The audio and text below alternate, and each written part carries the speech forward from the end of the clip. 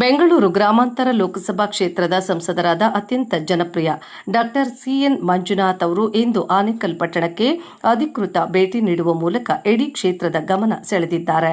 ಆನೇಕಲ್ ಮುಖ್ಯ ರಸ್ತೆಯ ರೈಲ್ವೆ ನಿಲ್ದಾಣದ ಬಳಿ ಸಾರ್ವಜನಿಕರು ಹಾಗೂ ವಾಹನ ಸವಾರರು ಪ್ರತಿನಿತ್ಯ ಅನುಭವಿಸುತ್ತಿರುವ ತೀವ್ರ ಸಂಚಾರ ದಟ್ಟಣೆ ಮತ್ತು ನರಕ ಯಾತನೆಯನ್ನ ಖುದ್ದಾಗಿ ವೀಕ್ಷಿಸಲು ಸಂಸದರು ಸ್ಪಾಟ್ಗೆ ಎಂಟ್ರಿ ಕೊಟ್ಟಿದ್ರು.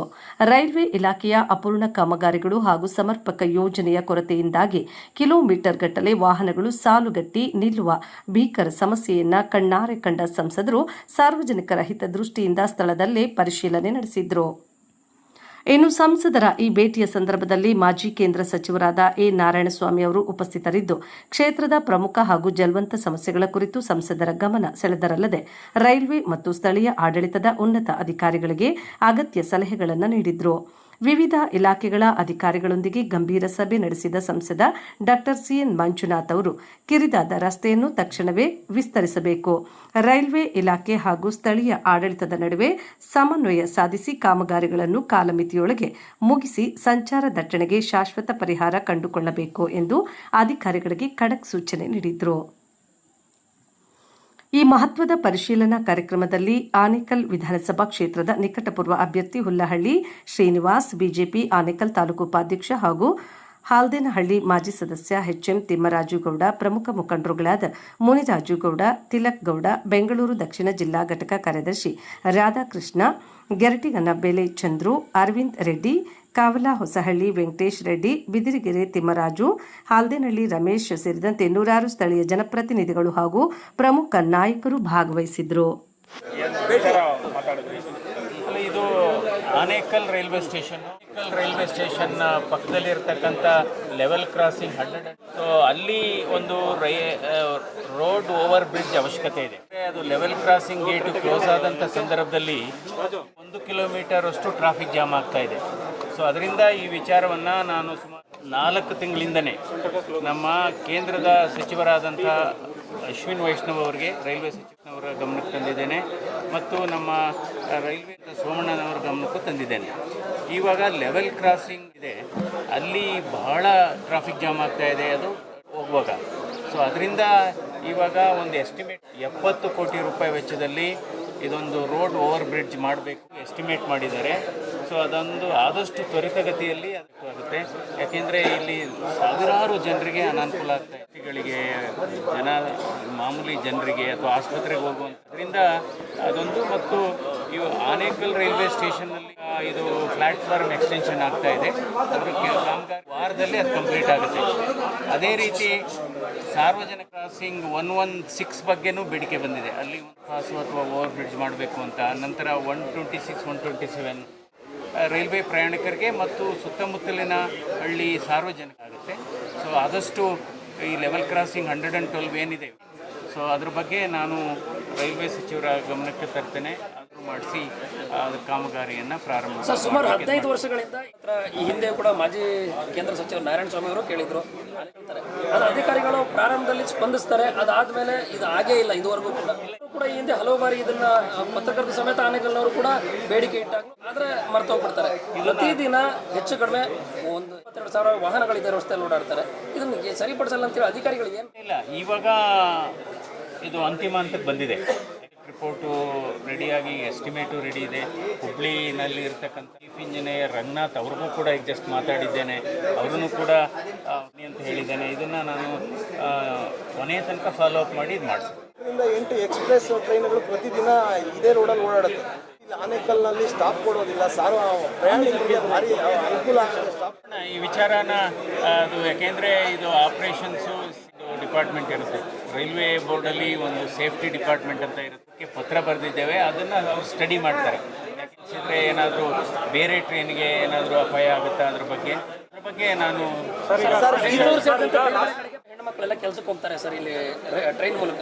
ಗಂಟೆ ನಂತರ ಇಲ್ಲಿಂದ ಆನೇಕಲ್ ಟೌನ್ ಸಂಪರ್ಕ ಕಲ್ಪಿಸೋ ರಸ್ತೆ ಹಾಳಾಗಿ ಈ ಹಿಂದೆಯೂ ಈಗ ತಾವಿರುವಂಥ ಪಕ್ಷವು ಕೂಡ ಇತ್ತು, ಈಗ ಬೇರೆ ಸರ್ಕಾರ ಇದೆ. ಆದರೆ ಇದುವರೆಗೂ ಕೂಡ ರೈಲ್ವೆ ಅಧಿಕಾರಿಗಳು ಸರಿಪಡಿಸೋಕೆ ಹೋಗಿಲ್ಲ. ಅಲ್ಲ, ಇವಾಗ ತಾನೇ ನಾನು ರೈಲ್ವೆಗೆ ಸಂಬಂಧಪಟ್ಟ ಅಧಿಕಾರಿಗಳು ಮಾತಾಡಿದ್ದೇನೆ. 47ರಲ್ಲಿ ಇವಾಗಲೇ 45 ಲಕ್ಷ ಈಗ ಆಲ್ರೆಡಿ ಟೆಂಡರೇ ಕರೆದಿದ್ದಾರೆ. ಬಹುಶಃ ಇನ್ನೊಂದು 3-4 ಕಂಪ್ಲೀಟ್ ಆಗುತ್ತೆ.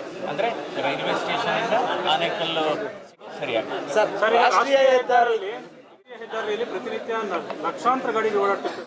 ಸುಮಾರು ಎರಡು ಅವರ್ ಬರೀ ಟ್ರಾಫಿಕಲ್ಲಿ ಇರ್ತಾರೆ. ತುಂಬ ಸಮಸ್ಯೆ ಇದೆ ಬ್ರಿಡ್ಜ್ ಹತ್ರ. ಅಲ್ಲ, ಅದು ಈಗ ನಮ್ಮದು ಈ ಕೆಲಸ ನಡೀತಾ ಇದೆ. ಇವಾಗ 3 ಲೇನ್ ಡೈವರ್ಷನ್ ಮಾಡಿದ್ದಾರೆ. ಅದು ಕೂಡ 5 ಕೋಟಿ ರೂಪಾಯಿ. ಈಗ ತಾನೇ ಪ್ರಾಜೆಕ್ಟ್ ಡೈರೆಕ್ಟ್ರಿಗೆ ಮಾತಾಡಿದೆ ನಾನು, ರಾಷ್ಟ್ರೀಯ ಹೆದ್ದಾರಿ ಪ್ರಾಜೆಕ್ಟ್ ಡೈರೆಕ್ಟ್ರು. ಇವಾಗ ಏನಾಗಿತ್ತು, ಕೆಲಸ ಪ್ರಾರಂಭಿಷನ್ ರೋಡ್ ಆಗಿರಲಿಲ್ಲ ಹಿಂದೆ, ಈಗ ಡೈವರ್ಷನ್ ರೋಡ್ ಆಗಸ್ಟು ಸೆಪ್ಟೆಂಬರ್ಗೆ STRR ಈಸ್ಟ್ ಏನಿದೆ ಅದು ಓಪನ್ ಅಪ್ ಆಗ್ತಾ ಇದೆ. STR ಬರುತ್ತೆ, ಹೊಸಕೋಟೆ ಆ ಕಡೆ ಬರುತ್ತೆ, ಬಾಗ್ಲೂರು ಹೊಸಕೋಟೆ. ಅದು ನಮ್ಮ ಚಂದಾಪುರ ಆನೇಕಲ್ಲು ಹೈವೇ ಏನಿದೆ ಅಲ್ಲಿಗೆ ಯಾವ ಟ್ರಕ್ಸ್ಗಳು ಬರೋದಿಲ್ಲ, ದೊಡ್ಡ ಯಾವ ವೆಹಿಕಲ್ಲು ಬರೋದಿಲ್ಲ ಹಾಗೆ. ಬಟ್ ಈಗ 3 ಕಡೆ ಈಗ ಎಲ್ಲಿ ಇದೆ, ಒಂದು ಗುಟ್ಟಳ್ಳಿ ಇದರಲ್ಲಿ, ಇನ್ನೊಂದು ಇದು ಚಂದಾಪುರ, ಅದು ರೈಲ್ವೆ ಅಂಡರ್ ಬ್ರಿಡ್ಜ್, ಅದು ಎಕ್ಸ್ಪೆಂಡ್ ಆಗುತ್ತೆ. ಒಂದು ಗೆಸ್ಟ್ ಲೈನ್ ಹೋಟೆಲ್ ಬರುತ್ತಲ್ಲ, ಅದು ಆ ಜಂಕ್ಷನಲ್ಲಿ. ಬಹುಶಃ ಅದು ಕೂಡ 6-7 ತಿಂಗಳಲ್ಲಿ ಅದು ಆಗುತ್ತೆ. ಆವಾಗ ದಟ್ಟಣೆ ಕಡಿಮೆ ಆಗುತ್ತೆ. ಆನೇಕಲ್ನ ಸ್ಥಳೀಯ ರಾಜಕೀಯದಲ್ಲಿ ಕಾರ್ಯಕರ್ತರು ಅದಾದ್ಮೇಲೆ FIR ದಾಖಲಾಗುತ್ತೆ. ಮುಖಂಡರು ಕಾರ್ಯಕರ್ತರು ಬರೋದು ನಿಲ್ತಾ ಇದೆ, ಯಾಕೆ ಎಲ್ಲ ಮೌನವಾಗ್ಬಿಟ್ರೆ? ನಮ್ಮ ಮುಖಂಡರು ಮಾತಾಡ್ತಾರೆ, ಸ್ಥಳೀಯ ಮುಖಂಡರು. ಸರ್, ಈಗ ಪ್ರಾರಂಭ ಆಗ್ತಿದೆ ದಿನನಿತ್ಯ ಪೆಟ್ರೋಲ್ ಮತ್ತು ಡೀಸೆಲ್ ಮತ್ತು ಡೀಸೆಲ್ ಎರಡೂ ಕೂಡ ಹೆಚ್ಚಾಗ್ತಿದೆ, ತುಪ್ಪ ಹೆಚ್ಚಾಗ್ತಿದೆ. ಸೊ ದೇಶಕ್ಕೆ ಏನಾದರೂ ಮತ್ತೆ ಹೊಡೆತ ಆಗ್ತದೆ ಅನ್ನೋದು ಅದು ಏನಾಗಿದೆ, ಜಾಗತಿಕ ಸಮಸ್ಯೆ ಆಗಿದೆ. ಇಸ್ರೇಲ್ ಮತ್ತು ಅಮೇರಿಕದ ಯುದ್ಧ ನಿನ್ನೆಯಿಂದ ಪುನಃ ಪ್ರಾರಂಭ ಆಗಿದೆ. ಅಂದರೆ ಅದರಿಂದ ಯಾಕೆಂದರೆ ಇವತ್ತು 90% ಕ್ರೂಡ್ ಆಯಿಲ್ ಕೆನಾಲ್ ಮೂಲಕನೇ ಬರಬೇಕು, 90% ಇಲ್ಲ, 60% ಅನಿಲ ಅಗೇನ್ ಅದೇ ಆರ್ಗೋಸ್ ಇದರಲ್ಲಿ. ಹೀಗಾಗಿ ಸಮಸ್ಯೆ ಆಗಿದೆ. ಆದರೂ ಕೂಡ ಜನರಿಗೆ ಮೇಲೂ ಕೂಡ ಸ್ವಲ್ಪ ಇದೆ. ಬೇರೆ ದೇಶಗಳಿಗೆ ಹೋಲಿಕೆ ಮಾಡಿದರೆ ಸ್ವಲ್ಪ ಕಡಿಮೆನೇ ಇದೆ. ಪಾಕಿಸ್ತಾನಕ್ಕೆ ಹೋಲಿಕೆ ಮಾಡಿದರೆ ಅಥವಾ ಅಮೇರಿಕ ದೇಶಕ್ಕೆ, ನ್ಯೂಜಿಲೆಂಡು, ಆಸ್ಟ್ರೇಲಿಯಾ ಹೋಲಿಕೆ ಮಾಡಿದರೆ ನಿಜವಾದ ಸಮಸ್ಯೆ ಆಗಿರೋದ್ರಿಂದ ಇದೊಂದು ಬಹಳ ದೇಶಕ್ಕೆ 95 ದೇಶಗಳಿಗೆ ಸಮಸ್ಯೆ ಆಗಿದೆ. ಆದಷ್ಟು ಬೇಗ ಯುದ್ಧ ನಿಲ್ಲಿ ಅಂತ ಪ್ರತಿಯೊಬ್ಬರ ಅಪೇಕ್ಷೆ ಕೂಡ ಆಗಿದೆ. ನಮ್ಮ ಬೆಂಗಳೂರು ಗ್ರಾಮಾಂತರ ಲೋಕಸಭಾ ಸದಸ್ಯರಾಗಿ ಡಾಕ್ಟರ್ ಮಂಜುನಾಥ್ ಅವರು ಆನೇಕಲ್ಗೆ ಬಂದಾಗ ಅನೇಕ ಸಮಸ್ಯೆಗಳ ಬಗ್ಗೆ ಭಾರತೀಯ ಜನತಾ ಪಕ್ಷದ ಕಾರ್ಯಕರ್ತರಾಗಿ ಆನೇಕಲ್ಲು ಹಾಲ್ದಿನಹಳ್ಳಿಯಲ್ಲಿ ಇರ್ತಕ್ಕಂಥ 1-2 LOB ರೈಲ್ವೆ ಬ್ರಿಡ್ಜ್ ಭಾಳ ಅವಶ್ಯಕತೆ ಇದೆ. ದಿನಕ್ಕೆ 14 ಸಾರಿ 13 ಸಾರಿ ವೆಹಿಕಲ್ಸ್ ಜಾಮ್ ಆಗ್ತದೆ. ಇದು ಅಧಿಕಾರಿಗಳನ್ನು ತಾವು ಕರೆಸಲೇಬೇಕು, ಪರಿಹಾರ ಹುಡ್ಕೊಡ್ಬೇಕಂತ ನಾವು ಮನವಿಯನ್ನು ನಮ್ಮ ಲೋಕಸಭಾ ಸದಸ್ಯರಿಗೆ ಮಾಡಿದ್ದೀವಿ. ಅದ್ರ ಜೊತೆಗೆ ಚಂದಾಪುರದಲ್ಲಿರ್ತಕ್ಕಂಥ ಹೈವೇ ಬೆಳೆಯುವರು ಸಹ ಭಾಳ ಡಿಲೇ ಆಗಿದೆ. ಅದಕ್ಕೆ ಸಂಬಂಧಪಟ್ಟಂಥ ಅಧಿಕಾರಿಗಳು ಕಾಂಟ್ರಾಕ್ಟ್ರನ್ನು ಕರೆಸಬೇಕು. ಅದು ಭಾಳಷ್ಟು ಚಂದಾಪುರ, ಹತ್ತಿಬೆಲೆ, ಆನೇಕಲ್ ಭಾಳಷ್ಟು ಜಾಮ್ ಆಗ್ತಾಯಿದೆ, ವೆಹಿಕಲ್ಸ್ ಮೂವ್ಮೆಂಟೇ ಆಗ್ತಾಯಿಲ್ಲ, ಜನಕ್ಕೆ ಸಮಸ್ಯೆ ಆಗ್ತಾಯಿದೆ ಅಂತ ಪರವನ್ನು ಅದಕ್ಕೋಸ್ಕರ ಬರಲೇ ಕರೆಸಲೇಬೇಕಂತ ಹೇಳಿದ್ವಿ. ಮತ್ತೊಂದು ಮುಂದೆ ಒಂದು ಸಮಸ್ಯೆ ಅಂತ ಹೇಳಿದ್ರೆ, ಆನೇಕಲ್ ಚಿಕ್ಕೋಸಳ್ಳಿಯಿಂದ ಚೂಡಳ್ಳಿಗೆ ಆ ಒಂದು ಹಳ್ಳಿಗೆ ಅನೇಕ ವರ್ಷಗಳಿಂದ ರಸ್ತೆಯಲ್ಲೇ ನಾವು ಜಲ್ಲಿ ಕಾಮಗಾರಿಗಳನ್ನು ಒಂದು ಸರಿ ನಾನು ಶಾಸಕರಾಗಿದ್ದಾಗ ಟಾರ್ ರೋಡ್ ಮಾಡಬಾರ್ದು, ಎಲ್ಲಿ ಪ್ರಾಣಿಗಳು ಮೂವ್ಮೆಂಟ್ ಇರ್ತದೆ ಅಲ್ಲಿ ಟಾರ್ ರೋಡ್ ಮಾಡೋ ಅವಶ್ಯಕತೆ ಇಲ್ಲ ಅಂತ ಹೇಳ್ಬಿಟ್ಟಿದ್ದೇನೆ. ಅನೇಕ ಸಾರಿ ಮನವಿ ಮಾಡಿದಾಗ ಟಾರ್ ರೋಡ್ಗೆ ಅವಕಾಶ ಮಾಡಿಕೊಟ್ಟಿಲ್ಲ, ಜಲ್ಲಿ ಕೆಲಸ ಮಾಡಿಕೊಟ್ಟಿದ್ದೀವಿ.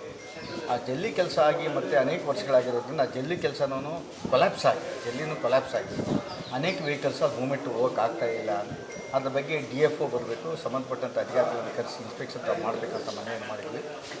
ನಮ್ಮ ಪಕ್ಷದ ಮನವಿಯ ಮೇಲೆಗೆ ನಮ್ಮ ಲೋಕಸಭಾ ಸದಸ್ಯರು ಸಂಬಂಧಪಟ್ಟಂಥ ರೈಲ್ವೆ ಇಲಾಖೆ ಅಧಿಕಾರಿಗಳಿಗೆ ಮತ್ತು DFO ಫಾರೆಸ್ಟ್ ಆಫೀಸರ್ಗಳಿಗೆ ಮತ್ತು ಸಂಬಂಧಪಟ್ಟ ಅಧಿಕಾರಿಗಳಿಗೆ ಇನ್ಸ್ಪೆಕ್ಷನ್ ಬರೋದಕ್ಕೆ ನೋಟಿಸ್ ಕೊಟ್ಟು ಇವತ್ತು ಸಮಯವನ್ನು ಕೊಟ್ಟಿದ್ದೀವಿ.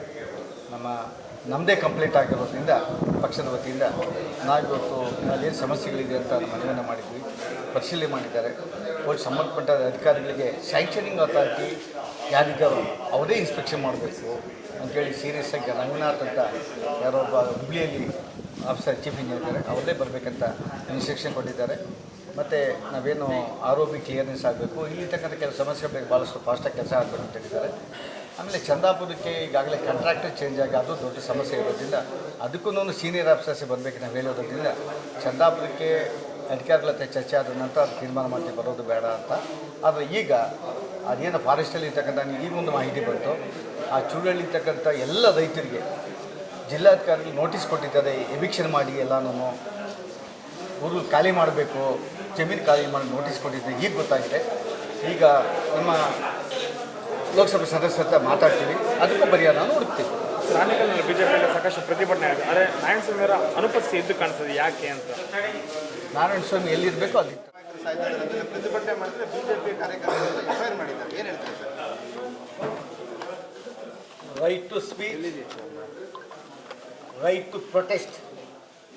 ಪ್ರಜಾಪ್ರಭುತ್ವದಲ್ಲಿ ಪ್ರಜೆಗಳ ಅತ್ಯಮೂಲ್ಯವಾದಂಥ ಅಧಿಕಾರ, ಜವಾಬ್ದಾರಿ ನಾಗರಿಕರು. ಕ್ಷೇತ್ರದಲ್ಲಿ ಸಮಸ್ಯೆಗಳಾದಾಗ ಸರ್ಕಾರದ ವಿರುದ್ಧ ಪ್ರತಿಭಟನೆಗಳನ್ನು ಮಾಡೋದು, ಮಾತಾಡೋದು ಒಬ್ಬ ನಾಗರಿಕನೋದಕ್ಕಿಂತ ಪ್ರಜಾಪ್ರಭುತ್ವವನ್ನು ಉಳಿಸುವ ದಿಕ್ಕಿನಲ್ಲಿ ಅವನ ಜವಾಬ್ದಾರಿ ಕೆಲಸವನ್ನು ಮಾಡಿದ್ದಾನೆ, ಅದು ಮಾಡಿದ್ದಾನೆ. ಮೊನ್ನೆ ನಾನು ಮಾಡಿರ್ತಕ್ಕಂಥ ಪ್ರೊಟೆಸ್ಟ್ ಆ ಕ್ಷಣ ಅವತ್ತು ಏನಾಯಿತು, ಆಕ್ಸಿಡೆಂಟ್ ಆಗಿ ಸ್ಪಾಟಲ್ಲಿ ಒಬ್ಬ ಕಣ್ಮುಂದೆ ತನ್ನ ಜೊತೆಲಿ ಓಡಾಡ್ತಕ್ಕಂಥ ಕಾರ್ಯಕರ್ತ ತೀರ್ಕೊಂಡಾಗ ಮತ್ತು ಆ ಮಹಿಳೆಗೆ ಆಕ್ಸಿಡೆಂಟ್ ಆಗಿ ಹಾಸ್ಪಿಟ್ಲಿಗೆ ಹೋದಾಗ ಅನೇಕರಿಗೆ ಪ್ರಶ್ನೆ ಮಾಡಿದ್ದಾರೆ, ಮಾಧ್ಯಮದವ್ರನ್ನೂ ಪ್ರಶ್ನೆ ಮಾಡಿದ್ದಾರೆ. ಕೂಡ ಏನು ಮಾಡ್ತಾ ಇದೆ ಮಾಧ್ಯಮ, ಏನು ಮಾಡ್ತಾ ಇದೆ, ನಾಗರಿಕರು ಏನು ಮಾಡ್ತಾ ಇದ್ದಾರೆ, ವಿರೋಧ ಪಕ್ಷ ಏನು ಮಾಡ್ತಾ ಇದ್ದಾರೆ, ಯಾಕೆ ಪ್ರತಿಭಟನೆ ಮಾಡಿಲ್ಲ, ಯಾಕೆ ಕೇಳ್ತಾ ಇಲ್ಲ ಅಂತ ಕೇಳಿದ್ದಾರೆ. ಸಹಜವಾಗಿ ಒಂದು ರಾಜಕೀಯ ಪಕ್ಷ ಪ್ರತಿಭಟನೆ ಮಾಡೋ ಸಮಯದಲ್ಲಿ ಸ್ಥಳೀಯ ಶಾಸಕರ ಬಗ್ಗೆ ಮಾತಾಡ್ತಾರೆ, ರಾಜಕಾರಣದ ಬಗ್ಗೆ ಮಾತಾಡ್ತಾರೆ, ಅದು ಸಹಜ ಪ್ರಕ್ರಿಯೆ. ಶಾಸಕರವರ ಗಮನವನ್ನು ಸೆಳೀಬೇಕು ಅಂತೇಳಿ ಶಾಸಕರ ಗಮನವನ್ನು ಸೆಳೆಯುವ ಜವಾಬ್ದಾರಿ ಮಾಡದೆ ಹೋದರೆ ಶಾಸಕ ತನ್ನ ಕರ್ತವ್ಯವನ್ನು ನಿರ್ವಹಿಸ್ತಾನೆ ಅನ್ನೋದಕ್ಕಿಂತ ಹೆಚ್ಚು ಸೂಕ್ತವಾಗಿ ನಿರ್ವಹಿಸ್ಬೋದು ಅಂತ ಗಮನವನ್ನು ಶಾಸಕರಿಗೆ ಇರಬೇಕು ಅಥವಾ ಕಾರ್ಯಕರ್ತರಿಗೆ ಇರಬೇಕು. ಇದು ಎಫ್ಐಆರ್ ಹಾಕ್ಸೋ ಮಟ್ಟಿಗೆ ಇವಾಗ ಪಕ್ಷ ಹಾಕ್ಸ್ಲಿಲ್ಲ ಅಂದ್ಕೊಳ್ತೀನಿ, ಯಾರೋ ಕಾರ್ಯಕರ್ತರು ಹಾಕಿಸಿದ್ದಾರೆ ಕಂಪ್ಲೇಂಟು ಅಂತ. ಯಾರೋ 108 ಅದು ಆಂಬ್ಯುಲೆನ್ಸ್ ಬರ್ತಾ ಇದ್ದಾಗ ಆ ಹೆಣ್ಮಗು ಕೇಳ್ತಾ ಇರೋದನ್ನು ನೋಡಿದ್ದೀನ. ಇಮಿಡಿಯೇಟಾಗಿ ನಮ್ಮ ಕಾರ್ಯಕರ್ತರು ಸ್ಪಂದನೆ ಮಾಡಿದ್ದಾರೆ. ಬಟ್ 1 ನಿಮಿಷ 2 ನಿಮಿಷ ತಡೆ ಆಗೇ ಆಗ್ತದೆ, ಅದು ಮಂತ್ರ ಹಾಕೋಕ್ಕಾಗೋದಿಲ್ಲ. 1-2 ನಿಮಿಷ ಬಂದು ಬಿಡ್ತೀವಿ ಅಮ್ಮ ತಾಯಿ ಅಂತೇಳಿ ಬಿಡಿಸಿದ್ದಾರೆ.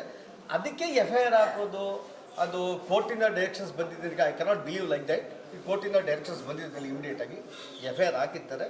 ಅದು ಈ ಭಾಗದ ಶಾಸಕರು, ಒಂದು ರಾಜಕೀಯ ಪಕ್ಷ ಈ ಎಫ್ಐಆರ್ಗಳನ್ನು ಹಾಕೋದು ಸಂಸ್ಕಾರನ ಅನ್ನೋದನ್ನು ಪ್ರಶ್ನೆ ಅವ್ರು ಕೇಳ್ತಾ ಇದ್ದೀನಿ.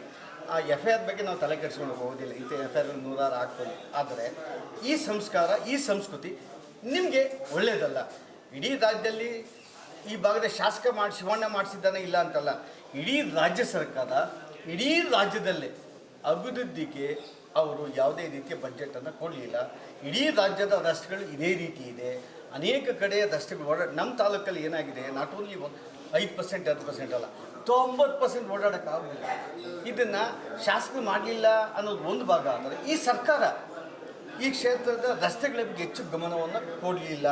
ಆನೇಕಲ್ ತಾಲೂಕೆಲ್ಲ ರಾಜ್ಯದಲ್ಲೇ ಗಮನ ಕೊಡಲಿಲ್ಲ. ಅದಕ್ಕೆ ರಾಜ್ಯ ಸರ್ಕಾರವನ್ನು ಈಗೇನೋ ಈ ರಾಜ್ಯದ ನೂತನ ಮುಖ್ಯಮಂತ್ರಿ ಹೇಳಿಕೆ ಕೊಟ್ಟಿದ್ದಾರೆ. 2,000 ಕೋಟಿ ಕೊಡ್ತಿದ್ದೆ, 2,000 ಕೋಟಿ ಅಲ್ಲ, 20,000 ಕೋಟಿ ಕೊಟ್ಟರೇನೋ ಬೆಂಗಳೂರಿನಲ್ಲಿ ರಸ್ತೆಗಳನ್ನು ಮಾಡೋಕ್ಕಾಗೋದಿಲ್ಲ. ಈಗಾಗಲೇ ಇದೆಲ್ಲ ಗೊತ್ತಿದ್ದು ಸಹ ಮೂಲಭೂತ ಸೌಕರ್ಯಗಳನ್ನು ಕೊಡದೆ ನಾವೇನೋ ಗ್ಯಾರಂಟಿ ಅಂದ್ಕೊಂಡು ಮೂಲಭೂತ ಸೌಕರ್ಯ ಕೊಡಿ ಈ ಜನರ ಮೇಲೆ ದಬ್ಬಾಳಿಕೆ ಮಾಡ್ತೀವಿ. ಯಾವುದೇ ಮುಖ್ಯಮಂತ್ರಿಗೆ ಶೋಭೆ ತರೋದಿಲ್ಲ. ಅಂದರೆ ಬಿಜೆಪಿ ಕಾರ್ಯಕರ್ತರನ್ನು ಕುಗ್ಸೋದಕ್ಕೆ ಎಫ್ಐಆರ್ ಮಾಡಿದ್ರೆ ನಮ್ಮ ಕುಗ್ಸೋದಕ್ಕೆ ಯಾರ ಕೈಲಾಗ್ತದೆ? ಎಫ್ಐಆರ್ ಮಾಡಿ ಇವಾಗ ಇಂಥ ಎಫ್ಐಆರ್ ಸಾವಿರಾರು ನೋಡಿದ್ದೀವಿ. ಕುಗ್ಸೋದಕ್ಕೆ ಮಾಡಿದ್ದಾರೆ ಅನ್ನೋಕ್ಕೆ ನಾನು ಸಂಸ್ಕಾರವಾಗಿ ಹೇಳ್ತಾ ಇದ್ದೀನಿ. ಇದು ನಿಮಗೆ ಸಂಸ್ಕಾರ ಅಲ್ಲ, ಕಾಂಗ್ರೆಸ್ ಅವರಿಗೆ ಇದು ಹಾಕ್ಸಿರೋದು. ಬಟ್ ಇಂಥ ಎಫ್ಐಆರ್ಗಳು 1000 ಆಗಿದ್ರು ನಮ್ಮ ಕಾರ್ಯಕರ್ತರಿಗೆ ಹಿಂದಕ್ಕೆ ಹೋಗೋದಿಲ್ಲ, ಹಿಂಜರೋದಿಲ್ಲ, ಕೇರ್ ಮಾಡೋದಿಲ್ಲ.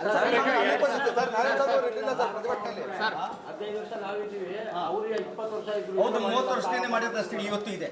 ನಾನು ನೋಡ್ತಾ ಇದ್ದೀನಿ, ಆನೇಕಲ್ ತಾಲೂಕು ಓಡಾಡ್ತಾ ಇದ್ದೀನಿ. 30 ವರ್ಷಗಳಿಂದ ಮಾಡಿದ್ದಲ್ಲ ಕೆಲಸಗಳು, ಅದನ್ನು ಇನ್ನೂ 30 ವರ್ಷ ಕಂಟಿನ್ಯೂ ಆಗ್ತದೆ. ಅದಕ್ಕೋಸ್ಕರ ನೀವೇನು ಕೆಲಸ ಮಾಡಬೇಡಿ, ನೆಮ್ಮದಿಗೆ ಮನೇಲಿ. ಸರ್, ನಾರಾಯಣಸ್ವಾಮಿ ಅವರು ಪ್ರತಿಭಟನೆಯಲ್ಲಿ ಇರಲಿಲ್ಲ, ಏನೋ ವರದಿಗಳ ಇನ್ನೂ ಇದೆಯಾ ಸರ್? ಸಾಮಾಜಿಕ ಜಾಲತಾಣದಲ್ಲಿ 2020ರಲ್ಲಿ ಬಿಜೆಪಿ ಕೂಡ ಕಾಂಗ್ರೆಸ್ ಅವ್ರ ಮೇಲೆ ಎಫ್ಐಆರ್ ಹಾಕಿತ್ತು ಅನ್ನೋಂಥದ್ದನ್ನು ಕೂಡ ನನ್ನ ಆಡಳಿತ ವ್ಯವಸ್ಥೆಯಲ್ಲಿ ಯಾರನ್ನೂ ದ್ವೇಷಿಸಿಲ್ಲ, ಯಾರಿಗೂ ಎಫ್ಐಆರ್ ಹಾಕಿ ಕಿರ್ಕೊಳ್ಳ ಕೊಡಿ ಅಂತ ಹೇಳಿಲ್ಲ. ನಾನು ಲೈಫಲ್ಲಿ ಇರುವಾಗ ಹಂಗೆ ಮಾಡೋದಿಲ್ಲ. ಹೇಳೋಣ ಆಯ್ತು. ಈಗ ಅಗಲೀಕರಣ ರಸ್ತೆ ಹೋಗಿ ನಾನು ಮಾತಾಡಿದೆ. ಈಗ ಟೆಕ್ನಿಕಲಿ ವಯಬಲ್ ಅಲ್ಲ ಅಂತ ಹೇಳ್ತಾ ಇದ್ದಾರೆ. ಬಟ್ ಟೆಕ್ನಿಕಲಿ ಹೆಂಗೆ ಮಾಡಬೇಕು ಅಂತ let us go and discuss there with in their presence only. Sir, ಈಗ ಪ್ರಿಯಾಂಕಾ ಖರ್ಗೆ ಅವರು ಸರ್ ನಮ್ದು ಇಕ್ಕೊಳ್ಳಿ ಸರ್ ಬೇಕು ಏನು ಹೇಳಿ ಸರ್, ಪ್ರಿಯಾಂಕಾ ಖರ್ಗೆ ಅವರು RSS ನೋಂದಣಿ ಮಾಡ್ಕೊಳ್ಳಿ ಅಂತ ಹೇಳಿದ್ದಾರೆ. ನೋಂದಣಿ ಮಾಡ್ಕೊಳ್ಳಿ ಅಂತ ಹೇಳಿದ್ದಾರೆ. ಅಲ್ಲ, ಅದೇ ರೀತಿ ಆ ರೀತಿ ಆಡಳಿತವನ್ನು ನಡೆಸ್ತಾರೆ. ಅವರು ಯಾವ ರೀತಿ ಸಮಾಜದಲ್ಲಿ ಯಾವುದೇ ಓಡಾಡಬೇಕು ಅಂತ ಪರ್ಮಿಷನ್ ತೆಗೆದು ಓಡಾಡಬೇಕಾಗಿ ಬರ್ತದೆ. ಮುಖ್ಯ ರಸ್ತೆಯಲ್ಲಿ ಕರ್ಪೂರದ ಒಂದು ಭಾಗ ಪಂಚಾಯಿತಿ ಇದರಲ್ಲಿ ಬಹಳ ವರ್ಷಗಳಿಂದ ತುಂಬ ಜನಸಾಮಾನ್ಯರಿಗೆ ಸಮಸ್ಯೆ ಆಗಿತ್ತು. ವಾಹನ ಸವಾರರಿಗೂ ಮತ್ತು ಜನಸಾಮಾನ್ಯರಿಗೆ ಈ ರೈಲು ಬಂದರೆ ನಿಂತ್ಕೊಂಡ್ರೆ ಗೇಟ್ ಹಾಕಿದ್ರೆ ಸರಿಸುಮಾರು 45 ನಿಮಿಷ 30 ನಿಮಿಷ ಅಂದರೆ 1 ಕಿಲೋಮೀಟ್ರ್ 2 ಕಿಲೋಮೀಟ್ರು ವಾಹನ ಸವಾರರಿಗೂ ಮತ್ತು ಇಲ್ಲಿನ ಜನಸಾಮಾನ್ಯರಿಗೆ ತೊಂದರೆ ಆಗ್ತಾಯಿತ್ತು. ಹಾಗಾಗಿ ಈ ಭಾಗದ ಜನಪ್ರಿಯ ಮಾನ್ಯ ಸಂಸದರಾದಂಥ ಡಾಕ್ಟರ್ CN ಮಂಜುನಾಥ್ ಅವರು ಸಹ ಅವರ ಮನವಿಯನ್ನು ಮಾಡಿಕೊಂಡಿದ್ವಿ. ಆ ಮನವಿ ಮೇರೆಗೆ ಈ ದಿನ ಸ್ಥಳ ಪರಿಶೀಲನೆಯನ್ನು ಮಾಡಿದ್ದಾರೆ. ಮಾಡಿ ಅವರ ಅಧಿಕಾರಿ ವರ್ಗದವ್ರನ್ನ ಕರೆಸಿ ಅದಕ್ಕೆ ಸೂಕ್ತವಾದ ಕ್ರಮವನ್ನು ಜರುಗಿಸಿದ್ದಾರೆ. ಈಗಾಗಲೇ 70 ಕೋಟಿ ರು ಅನುದಾನವನ್ನು ಎಸ್ಟಿಮೇಟ್ ಸಹ ಮಾಡಿದ್ದಾರೆ. ಏನು ರಸ್ತೆ ಈ ರಸ್ತೆ ಅಗಲೀಕರಣ ಮತ್ತು ಒಂದು 4 ಪಥದ ಅಗಲೀಕರಣ ಅಂತ ಹೇಳಿದ್ದಾರೆ. 2 ಗಾಡಿ ಬರೋ ಥರ 2 ಗಾಡಿ ಹೋಗೋ ಥರ ಮತ್ತು ವಾಹನ ಸವಾರರಿಗೆ ಅಂಡರ್ಗ್ರೌಂಡನ್ನು ಸಹ ಮಾಡ್ತೀನಿ ಅಂತೇಳಿ ಮಾತಾಡಿದ್ದಾರೆ. ಮತ್ತು ಇನ್ನೊಂದು ಸಮಸ್ಯೆ ಇತ್ತು ಬಹಳ ದಿನಗಳಿಂದ. ಈ ಆನೇಕಲ್ ಭಾಗದ ಎಲ್ಲ ಜನಸಾಮಾನ್ಯರು ಟ್ರೈನಲ್ಲಿ ಹೋಗೋವಂಥದ್ದಕ್ಕೆ ಪ್ಲಾಟ್ಫಾರ್ಮ್ಗೆ ಹೋಗೋವಂಥದ್ದಕ್ಕೆ ರಸ್ತೆಯ ಬಹಳ ಶಿಥಿಲ ಆಗಿತ್ತು. ರಸ್ತೆ ಸರಿಯಾಗಿರಲಿಲ್ಲ ಮತ್ತು ಲೈಟು ಸಹ ಇರಲಿಲ್ಲ. ಹಾಗಾಗಿ ಅದಕ್ಕೂ ಸಹ ಎಸ್ಟಿಮೇಟ್ ಆಗಿ 45 ಲಕ್ಷ ರುಗಳ ಎಸ್ಟಿಮೇಟ್ ಆಗಿದೆ. ಇನ್ನು ಕೆಲವೇ 2-3 ತಿಂಗಳೊಳಗಡೆ ಆ ರಸ್ತೆನ ಹೊಸದಾಗಿ ರಸ್ತೆಯನ್ನು ಹಾಕಿ ಲೈಟನ್ನು ಅಳವಡಿಸಿ ಜನಸಾಮಾನ್ಯರಿಗೆ ಒಳ್ಳೇದು ಮಾಡ್ತೀನಿ ಅನ್ನೋವಂಥದ್ದನ್ನ ಮಾನ್ಯ ಸಂಸದರಾದಂಥ ಮಂಜುನಾಥ್ ಅವರು ಈ ಸ್ಥಳ ಪರಿಶೀಲನೆಯನ್ನು ಮಾಡಿ ಈ ಮಾತನ್ನು ಹೇಳಿದ್ದಾರೆ. ಹಾಗಾಗಿ ಹೌದು, ಆನೇಕಲ್ನ ಮುಖ್ಯ ರಸ್ತೆ ಅಗಲೀಕರಣ ಅಂದರೆ 2 ಗಾಡಿ ಹೋಗೋ ಥರ 2 ಗಾಡಿ ಬರೋ ಹಾಗೆ ಅಗಲೀಕರಣಕ್ಕೆ ಸರಿಸುಮಾರು 70 ಕೋಟಿ ರುಗಳ ಎಸ್ಟಿಮೇಟಲ್ಲಿ ಕಾಮಗಾರಿ ಈ ದಿನ ಪರಿಶೀಲನೆ ಮಾಡಿ ಚಾಲನೆ ಕೊಡ್ತಾರೆ ಅಂತ ಹೇಳಿದ್ದಾರೆ. ಫೆಬ್ರವರಿ 5ನೇ ತಾರೀಕು ನಮ್ಮ ಲೋಕಸಭಾ ಸದಸ್ಯರಾದಂಥ ಡಾಕ್ಟರ್ CN ಮಂಜುನಾಥ್ ಅವರ ಮುಖಾಂತರ ಕೇಂದ್ರ ರೈಲ್ವೆ ಸಚಿವರಿಗೆ ನಾವು ಮನವಿ ಪತ್ರವನ್ನು ಕೊಟ್ಟಿದ್ವಿ. ಅದರ ಉದ್ದೇಶವಾಗಿ ಈ ದಿನ ಆಲ್ದನಹಳ್ಳಿ ಗ್ರಾಮದ ರೈಲ್ವೆ ಹಳಿಯನ್ನು ಅಗಲ ಮಾಡಲಿಕ್ಕೆ ಹಾಗೂ ಇಲ್ಲಿ ಮೇಲ್ಸೇತುವೆಯನ್ನು ನಿರ್ಮಾಣ ಮಾಡಲಿಕ್ಕೆ ಹಾಗೂ ಸಾರ್ವಜನಿಕರು ಹಿತಾಸಕ್ತಿಗೆ ಅವರು ರೈಲ್ವೆ ಸ್ಟೇಷನ್ಗೆ ಹೋಗುವ ರಸ್ತೆ ಅಭಿವೃದ್ಧಿಗೆ ವೀಕ್ಷಣೆ ಮಾಡಲಿಕ್ಕೆ ಇವತ್ತು ನಮ್ಮ ಮಾನ್ಯ ಲೋಕಸಭಾ ಸದಸ್ಯರು ಆಗಮಿಸಿದರು. ಅವರು ರೈಲ್ವೆ ಇಲಾಖೆ ಅಧಿಕಾರಿಗಳಿಗೆ ಖಡಕ್ಕಾಗಿ ಎಚ್ಚರಿಕೆಯನ್ನು ಸಹ ಕೊಟ್ಟಿದ್ದಾರೆ. ಕೂಡಲೇ ಜರೂರಾಗಿ ಏನು 70 ಕೋಟಿ ರೂಪಾಯಿ ಅನುದಾನದಲ್ಲಿ ಈ ಒಂದು ಟೆಂಡರ್ ಪ್ರಕ್ರಿಯೆ ಕೂಡಲೇ ನಡೀಬೇಕು, ಮೇಲ್ಸೇತುವೆ ನಿರ್ಮಾಣ ಆಗಬೇಕು ಹಾಗೂ 4 ಪಥಗಳ ರೈಲ್ವೆ ಹಳಿ ಕಾಮಗಾರಿ ಶೀಘ್ರ ಪ್ರಾರಂಭ ಆಗಬೇಕು ಅಂತ ಅವರು ಇವತ್ತು ಮನವರಿಕೆ ಮಾಡಿಕೊಟ್ಟಿದ್ದಾರೆ. ಅದೇ ರೀತಿ ಇವತ್ತು ಆನೇಕಲ್ ರಸ್ತೆಯಿಂದ ರೈಲ್ವೆ ಸ್ಟೇಷನ್ಗೆ ಹಾದು ಹೋಗುವ ರಸ್ತೆಗೆ ಟೆಂಡರ್ ಪ್ರಕ್ರಿಯೆ ಸಹ 45 ಲಕ್ಷಕ್ಕೆ ಆಗಿದೆ. ಇನ್ನು ಕೆಲವೇ ದಿನಗಳಲ್ಲಿ ಕಾಮಗಾರಿ ಪ್ರಾರಂಭ ಮಾಡ್ತೇವೆ. ಈ ಒಂದು ಆನೇಕಲ್ ಜನತೆಗೆ ಸಿಹಿ ಸುದ್ದಿಯನ್ನು ಕೊಡ್ತೇವೆ ಅಂತ ವಿಶ್ವಾಸವನ್ನು ವ್ಯಕ್ತಪಡಿಸಿದ್ದಾರೆ. ಅವರು ಕೂಡಲೇ ಈ ಕೆಲಸವನ್ನು ಮಾಡಲಿ ಅಂತ ನಾವು ಹೇಳಿದ್ದೀವಿ. ನಾವು ರೈಲ್ವೆ ಇಲಾಖೆಯವ್ರಿಗೂ ಸಹ ಹೇಳಿದ್ದೀವಿ, ಖಡಕ್ಕಾದಂತೆ ಎಚ್ಚರಿಕೆಯನ್ನು ಕೊಟ್ಟಿದ್ದೀವಿ.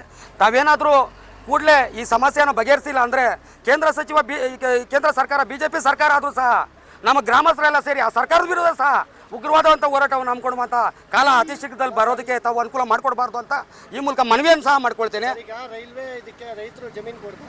ಸರ್, ನಾವು ಗ್ರಾಮಸ್ಥರನ್ನ ಮನವೊಲಿಸಿ ನಾವು ಜಮೀನು ಕೊಡುವಂಥ ವ್ಯವಸ್ಥೆನ ನಾವು ಗ್ರಾಮಸ್ಥರೇ ಮಾಡಿಕೊಡ್ತೀವಿ.